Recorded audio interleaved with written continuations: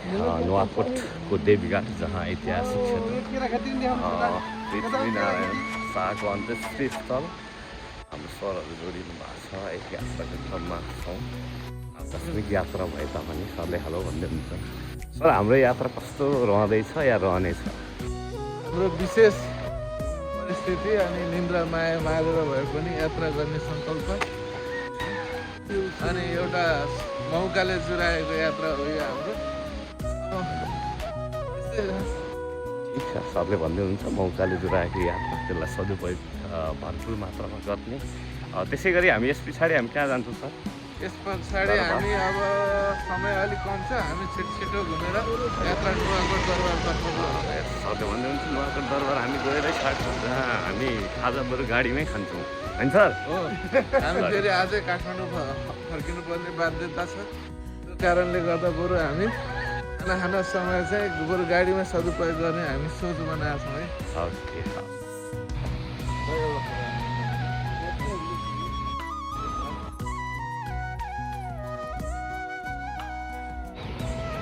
सबैमा नमस्कार। म आज नेपालको राजघाट यानि कि देवीघाट भनेर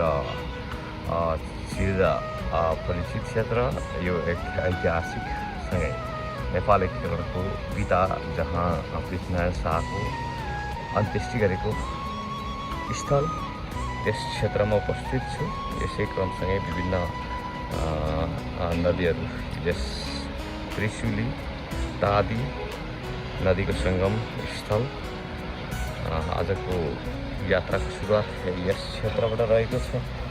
संयोगले हामी केही साथीभाइहरू साथी सरहरू सहित यस क्षेत्रमा उपस्थित रह्यौँ।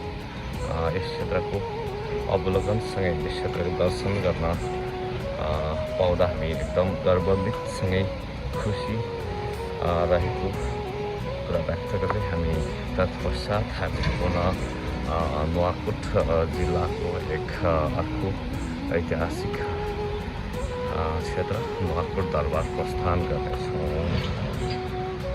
अहिले हामी दरबार सङ्ग्रहालय जहाँ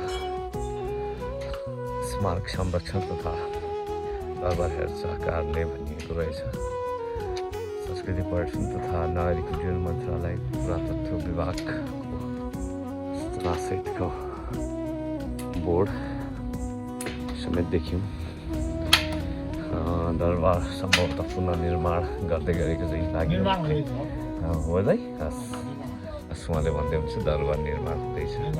किनभने अब 72 साल वैशाख 12 गतेको भूकम्पले तस नस बनायो। अनि त्यस पछाडि अब फेरि इन्ता आदि उदि भइसकेको थियो होला।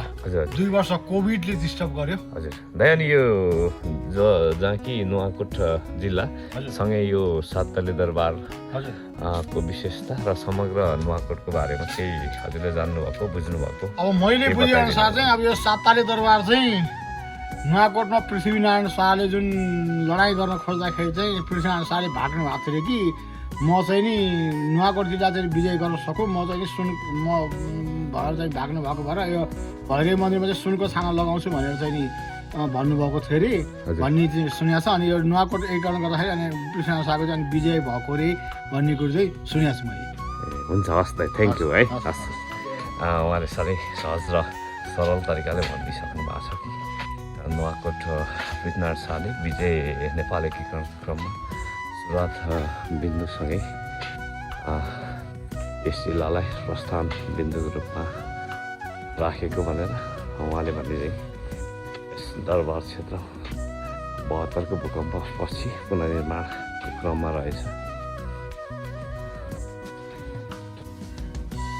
यसरी नै नेपाल एकीकरणको पिता राजा पृथ्वीनारायण शाहले यस भैरवी मन्दिरमा केही भाकल गरी नुवाकोट जिल्लालाई पहिलो एकीकरण जिल्लाको रूपमा मान्दै समग्र नेपाल एकीकरणमा सुरुवात गरेको र यसै भैरवी मन्दिरमा केही भाकल पश्चात एकीकरण अभियानमा सरिक रहेको भनेर उहाँले